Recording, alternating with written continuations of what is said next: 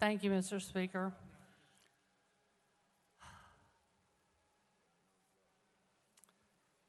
First, I want to say some names. Evelyn, Hallie, William, Cynthia, Catherine, Mike, Ryan McDonald. I've spent much of my life dedicated to helping children. Appreciate you guys. You just made me get teary-eyed. And I really want to thank you for standing with me, because I know you care about children. And I hear a lot of talk about caring about children, but I continue to hear no one having conversations about things that will prevent gun violence from coming to our doors. There are so many things we could do that would change the trajectory of where we're headed. More school shootings, more church shootings, more Waffle House shootings, all of these, theater shootings. It's happening everywhere, folks. There's one common denominator. It's the guns. It's the people that have the guns, because we are not doing anything to make sure that people who are not safe don't have guns. I'm a gun owner. I have a gun. I took a class so that I would know how to use that gun. I trained with my nephews, a Marine and an Air Force member. I shoot regularly because I think you have to be responsible. It's responsibly stored. It was my father's service revolver. It laid on his dresser every night when he came home, and we didn't touch it. And we knew not to touch it. But we grew up with that. But my father believed in things that we can do to prevent gun violence. My Marine nephew came home from losing his best friend in Afghanistan, went to live with his best friend's family because they were without their child in Massachusetts. And his business was manufacturing guns in Massachusetts. He told me about the restrictions that they had there. And he said, as a gun manufacturer, these are protecting us. These are protecting kids. I sat down with him for hours to talk about what things made sense to you guys as manufacturers, and what things did you think were a bridge too far. Not only did he talk to me about it, but he collectively got online with a lot of his colleagues in the same sort of business and sought agreement from all of them. This is the way we get to solutions.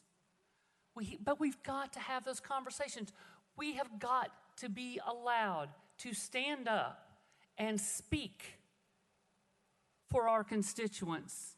And we have to welcome this younger generation who might do it a little bit differently, but they are fighting like hell for their constituents. And that's what they sent them here for. That's what they're doing.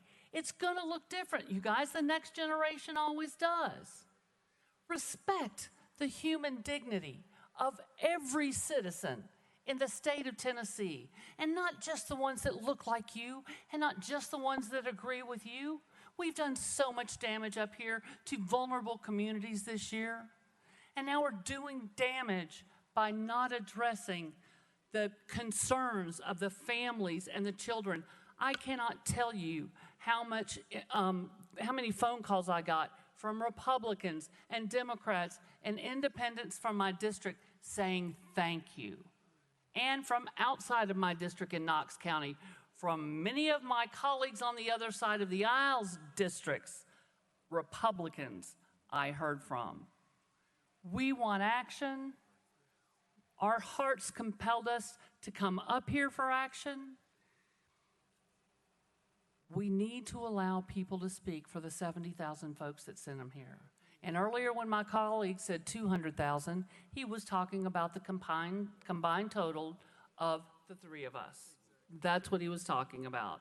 So be careful about putting words in people's mouth. I have words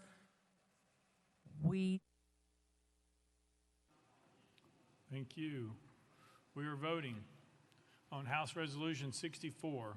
All those in favor vote aye when the bell rings. Those opposed vote no.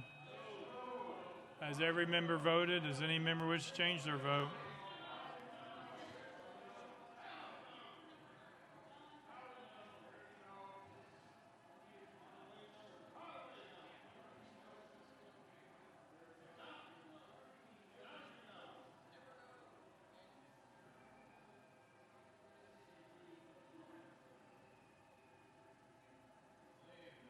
Has everybody voted? Does anybody wish to change their vote?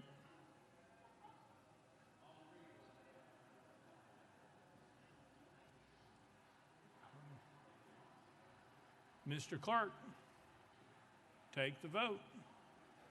Aye 65, 30 nays. House Resolution 64 fails.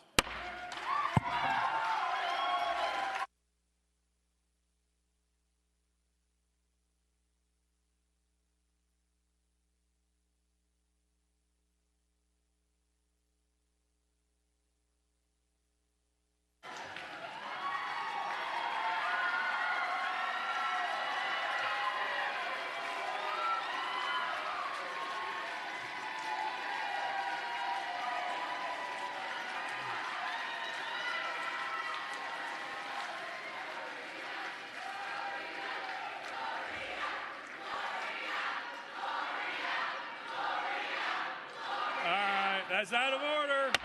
Out of order. Out of order. Representative Farmer, you are recognized in the well.